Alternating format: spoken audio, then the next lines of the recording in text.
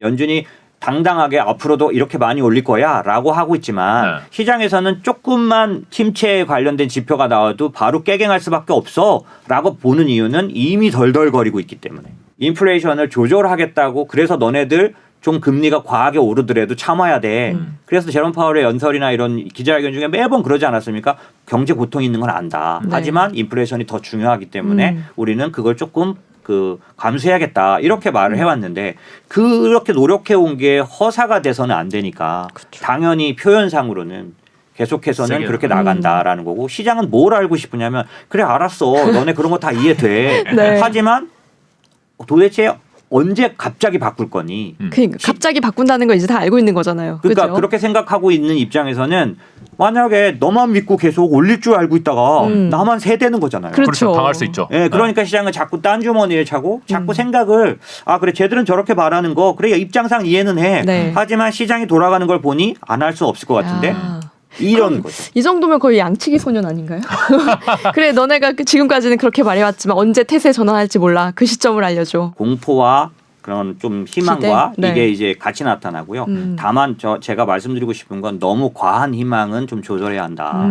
예, 지금 제가 말씀드린 건 이제 시작된 흐름이고 네. 지금까지 제가 연준을 보아오고 지금까지 통화정책을 보아온 거로는 이런 식의 변화가 앞으로 임박한 변화를 말해주는 건 맞지만 네. 여러분들이 꼭 알아야 될 게 2019년도에 18년도 12월까지 금리를 올렸지만 19년도에 바로 3번을 내렸던 네. 인슈런스 컷이라 그랬던 그런 통화정책은 이젠 쓰지 못한다. 점도표상으로 24년도에 금리 인하 폭이 네. 100bp가 최대예요. 네. 가장 강하게 본 사람이. 네. 그러니까 사실 금리 인하를 실제로 24년도에 한다고 보더라도 크게는 안 내릴 거라는 게 지금 의견인데 예. 그래서 많은 사람이 궁금해합니다. 왜 저렇게 조금밖에 안 내리는가라는데 제가 아까 말씀드린 그때처럼 못한다라는 이유가 왜 많이 못 내리느냐 이게 이제 하워드 막스라든지 아니면은 비레크먼 같은 사람들이 요즘 계속 인터뷰 통해서 내놓고 있는 의견이에요. 이게 뭐냐면 미국의 헤지펀드 투자자들이요. 예. 당분간 2%에서 4% 정도의 금리를 벗어날 수 없을 거다. 이게 하워드 막스의 대표적인 의견이에요. 왜 그러냐? 그 사람들이 보기에는 탈세계화, 네. 그 다음에 밸류체인 재편, 블록화 이런 것들은 기본적으로 인플레이셔너리한 변화라는 거예요. 네. 얘가 가지는 인플레이션 약간 정도가 아무리 내년도가 돼도 내후년도가 돼도 쉽게 꺼질 수는 없을 거라고. 구조적인 문제는 없어지지 않는다. 예, 그래서 그 탈세계화의 흐름, 그 다음에 밸류체인 재편되는 그런 미국 내에다 공장들이 막 생기는 이런 흐름들은 사람을 많이 써야만 하지 않습니까? 그쵸. 그럼 지금 인플레이션에 가장 문제되는 게 서비스 인플레이션 쪽에 제일 대표적인 게 고용이에요. 지금. 임금이죠. 네. 임금. 그렇죠. 그럼 그게 쉽게 꺼지지 않는 상황이 되잖아요. 무슨 얘기냐면 미국만 지금 그 고용 호황이 생길 수 있잖아요. 왜? 한국도 미국 가서 짓고 네. TSMC도 미국 가서 짓고. 그렇죠. 그렇네요. 그죠? 그러면은 기존의 연준이 쓰고 있는 정책처럼 고용이 갑자기 말라붙는 그런 일들을 탈세계화나 밸류체인 재편 때문에 그걸 막는 일들이 생기잖아요. 그러니까 하워드 막스나 비레크먼 생각에서는 그런 것 때문에 인플레이션이 떨어지더라도 그렇게 옛날처럼 디플레이션으로 돌아가지 못한다. 당분간. 그러면 그렇게 생각하면 연준도 금리를 뚝뚝뚝 내려가지고 막 내리지 않을 거라고 보는 거죠. 주요하게 봐야 될 게 뭐냐면 23년 전망치가 이제 어떻게 바뀌었냐가 네. 중요한데 우선 첫 번째 보실 건 연준 위원들이 보기에는 23년도에도 경제 성장이 그 올해처럼 아주 부진할 걸로 보는 거죠. 어떤 거냐면 9월 달까지만 해도 네. 23년도 경제 성장률을 1.2%로 봤는데 이번에 0.5로 예상했어요. 오, 더 떨어졌네요. 예, 그러니까 결국 이게 기자회견 때도 제롬 파월에게 딱 물어본 겁니다. 네. 0.5란 얘기는 내년도 합쳐서 0.5란 얘기는 한두 분기 정도는 마이너스 났다는 뜻이에요. 그렇네요. 미국은 공식적으로 두 분기가 마이너스 되면 침체입니다. 네. 그렇게 돼 있으니까 네. 기자가 그렇게 물어본 거예요. 이거 침체를 지금 예고하신 겁니까? 말씀하신 거 아닌가요? 라고 말했어요. 제롬 파월이 뭐라 그랬냐면 0.5도 성장이야. 아, 네. 뭐래요? 네, 그렇게 말했어요. 뭐래요? 그것도 플러스입니다. 네. 그러니까 이건 완전하게 침체로 간다는 뜻은 아닙니다. 이렇게 말했어요. 하지만 우리가 봐야 할 건 내년도에도 상당히 어려워질 거라고 연준이 분기당 0.1씩 하면은 0.5 나오겠네요. 만약에 그렇게 된다면 네. 그죠? 근데 보통 일반적으로 보면 마이너스도 섞여 있다는 거고 그렇죠. 여차해서 연달아 가면 이거는 침체가 공식 선언되는 거니까요. 그다음에 이제 실업률 전망치가 있는데 네. 실업률을 이제 9월까지만 해도 4.4, 내년도 최종 실업률 4.6까지 본 거죠. 지금 3.7이거든요. 네. 이게 그러면은 9월달 예측에서는 4.4였는데 예. 지금 이번 예측에는 4.6으로. 네, 실업률이 더 올라갈 거로 네. 본 거죠. 결국 자료가 준비가 됐는데요. 아, 그래요? 네.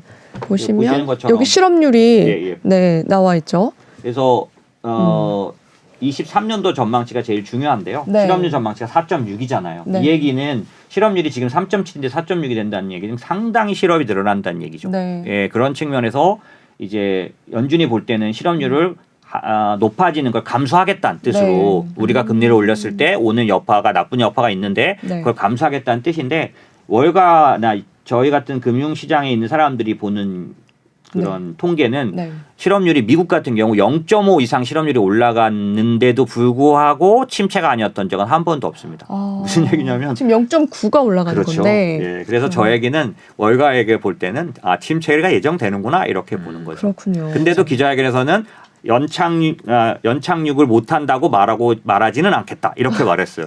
그럼 어떻게 해석해야 되나요?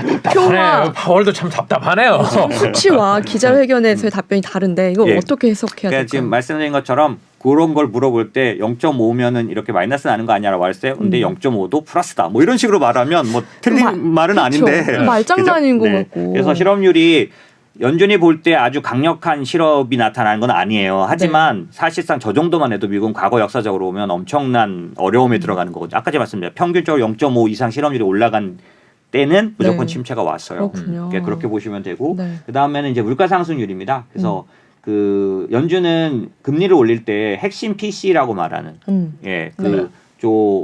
개인 소비 지출인데 개인 소비 지출. 코어 네. 얘를 봅니다. 근데 네. 얘를 어떻게 예측했냐면 9월까지는 3.1이었는데 얘를 3.5. 2023년에도 3.5 정도는 인플레이션이 저 PC는 우리가 보통 말하는 CPI하고 다르고 개인 소비 지출 네. 인플레이션이어서 몇 가지가 좀 다르긴 한데 그냥 인플레이션이 3%대 후반에 있을 거라고 연준이 아직 보고 있다는 얘기죠. 그렇군요. 무슨 얘기는 얘기냐 하면 23년도에도 결코 인플레이션이 호락호락하지 않을 거다라고 보고 왜냐하면 그 다음에 24년도 예측을 하면 2.5로 뚝 떨어집니다. 그러네. 여기서 여러분이 참고하실 게 연준은 그런 기준이 뭐냐라고 했을 때 저 핵심 PC 물가 상승률이 2%대여야 합니다. 2.0이에요 정확하게. 네. 그게 뭐냐면 무슨 의미냐면 인플레이션 타겟팅이라는 정책이 있어요. 이게 뭐냐면 연준 그다음에 한국은행도 마찬가지인데 중앙은행들은 인플레이션이 어디에 가면 금리를 올려서 인플레이션을 방어한다라는 게 결정 나 있습니다. 우리 목표다. 그렇죠. 네. 그 목표치가 2%대예요. 네. 그러다 보니 23년도에 3.5란 얘기는 네. 자기들이 생각하는 2%대 안 갔지 않습니까? 네. 그쵸. 저 얘기는 긴축을 계속한다는 뜻과 같아요. 왜냐하면 그러면 왜 타겟팅은 내려요? 좀 말이 안 되는데요? 그러니까 약간 그 뭐랄까 네. 모순들이 저 안에 조금씩 들어가 있고요. 네. 예전에는 생각도 할 수 없는 모순이에요. 이게 왜 그러냐면 지금 요것도 좀 약간 배경을 설명드려야 되는데 네. 옛날에는 옛날이라는 게 지나간 10년이에요. 지나간 10년은 아주 전에는 연준 의장이 뭐를 이 FOMC 끝나고 발표하고 나선 아무 기자회견을 하지 않았고요. 네. 그다음에 그린스펀 같은 사람은 뭘로 유명했냐면 기자회견을 통한 어떤 잠깐 말을 해도 무슨 소린지 알아요. 네, 그게 기술이라 그랬었어요. 네. 그 사람의 능력이라고. 시장이 못 알아듣게 하는 네. 거. 아 그래요? 그런데 버냉키 때부터 네. 버냉키 때부터 정확하게 시장과 소통하겠다. 음. 그리고 정확하게 제롬 파월 때부터 매번 기자회견하겠다. 네. 옐런은 포워드 가이던스를 정확하게 주겠다. 네. 이게 이제 변화. 버냉키는 소통하겠다. 옐런은 포워드 가이던스 주겠다. 파월은 매번 기자회견하겠다. 이게 무슨 변화냐면 너네가 함부로 생각하지 않게 하겠어. 우리가 정확하게 알려줄게. 네. 이게 포워드 가이던스예요. 그래서 다음번 올릴 거를 다음번 어떻게 할지를 어느 정도는 말해줬어요. 그래서 2018년도 12월에는 금리를 올렸지만 1월, 2월, 3월 가는 그러니까 3월 달 FMC에는 뭐가 들어가 있냐면 문장 자체가 네. 약간 작은 힌트가 들어가 있었던 거죠. 네. 뭐 그런 것까지 따지시나요? 할 수도 있는데 아니요, 단어 궁금해요. 개수 세고 그러잖아요. 네, 그러니까 그 어떤 문장이란 거 안에 네. 예를 들면 어떤 걸까요? 제가 왜 이렇게 천천히 문장을 못 찾아봐주세요. 찾는지 모르겠어요. 형용사 하나 뭐 이런 것까지 세던데. 그러니까 온고잉 인크리즈라는 지속적인 증가라는 문장이 지금 계속 있어요. 네. 그러니까 계속 올리겠다는 뜻이죠. 근데 2019년도 이제 금리를 올리기 전에는 어떤 문장이 들어갔냐면 some further increase. 약간은 어떤 정도의 증가 이런 말을 써요. 이거는 무슨 얘기냐면 계속 올린다는 거하고는 좀 다른 얘기를 한 거죠. 요 간단한 문장을 보고 저도 그때 금리 인하에 배팅했어요. 아, 예. 그러시군요. 그때 그 문장을 그러니까, 분석해야 되는군요. 그러니까 그럴 정도로 사실은 포워드 가이던스는 그런 의미예요. 네. 몸맥을 분석해야 예, 돼요. 말을 안 한 건 안 해요. 예. 안 한 건 아니지만. 근데 지금 있잖아요. 네. 지금은 벌써 한 몇 달 전부터 연준이 제롬 파월이 계속 무슨 얘기를 하고 있냐. 처음엔 이 말을 했어. 프론트 로딩. 그게 무슨 말이냐면 그러니까 이건 좀 어렵고 데이터 디펜던트. 데이터 디펜던트는 데이터에 따라 하겠다는 거잖아요. 이게 선제적인가요? 아니면 후행적인가요? 후행적이죠. 후행적이죠. 그렇게 계속 얘기해요. 지금도 요번 기자회견에서도 지금까지로 봐서는 네. 이게 최선이다. as of today. 아. 오늘날까지 지금까지 볼 때는 이게 최선이다라고 말했어요. 그렇군요. 그러니까 숫자가 확실히 인플레가 꺾이는 게 확인이 숫자로 확인이 되고 우리가 이제 그러면 그만하겠다. 언제라도 바꿀 수 있다. 거꾸로 이거는- 말하면 네. 긍정적으로 보는 사람은 데이터 디펜던트네. 그러니까 결국 낮아지면 너네도 한다는 얘기잖아. 요거 르네상스 캐피탈 그쪽에서 말한 거예요. 네. 걔는 뭐 원래 숫자로 하는 애들이니까. 그러니까 그런 식으로 지금 이 연준의 의견에 대해서 다르게 보면 이렇게 볼 수 있다는 거죠. 왜냐하면 지금은 원래 기본적으로 포워드 가이던스 시대가 아니라 데이터 디펜던트 시대이기 때문에 이들이 이렇게 말하고 내 다음 달에 바로 바꿔도 네. 포워드 가이던스를 어긴 게 아니잖아요. 결국은 그렇긴 그러면 하죠. 데이터 인플레 꺾이는 거가 언제냐? 이걸 이제 맞아요. 시장 참여자들이 다 각자 예측을 해야 되는 네, 거잖아요. 그리고 그거에 우리가 참고해야 될 게 뭐냐면 그 연준의 오래된 그런 금리 통화 정책 원칙이라는 게 있습니다. 그게 뭐냐면 실질 금리 개념이에요. 그게 뭐냐면 지금 인플레이션이 7.1이지만 금리가 4.5잖아요. 그러면 실질 금리라는 개념이 뭐냐면 명목 금리, 우리가 아는 금리에다가 인플레이션을 빼면 이게 실제 금리라는 거죠. 우리가 실질 소득 말할 때 내가 받은 월급에서 인플레이션 올라간 거를 빼야 내가 실제 소득이다라고 하잖아요. 같은 개념이죠. 네. 화폐 가치 하락을 반영한 그렇죠. 거죠. 네. 그래서 지금 금리에서 4.5에서 인플레이션을 뺀 게 실제 금리예요. 네.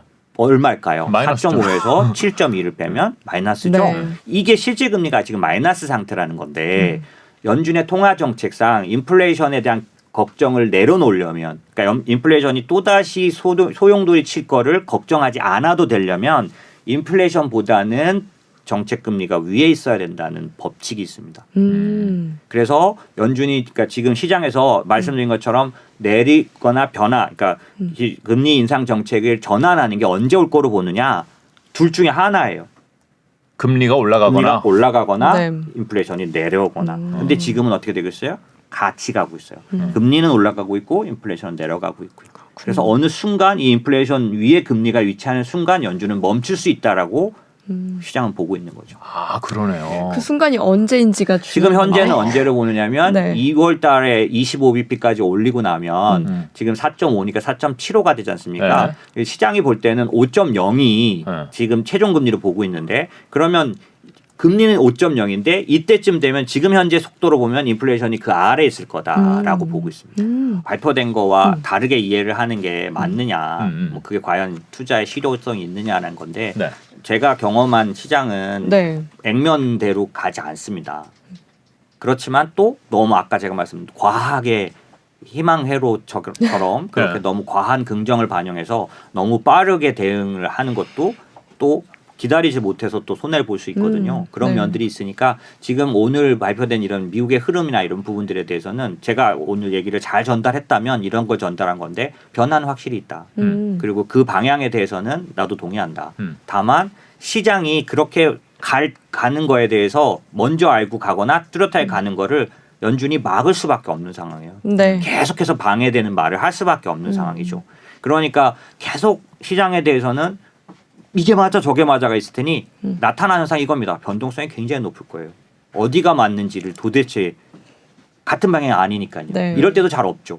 그러니까 이런 변동성이 높은 시장이란 거에 대해서 어느 정도 감안하시되 제가 보기에는 조금 더 장기적인 시각으로 바라보는 게 결국 이런 때를 이기는 방법이고 그런 입장에서는 투자하실 게 좋은 때다. 네. 이렇게 생각한다는 거죠. 네.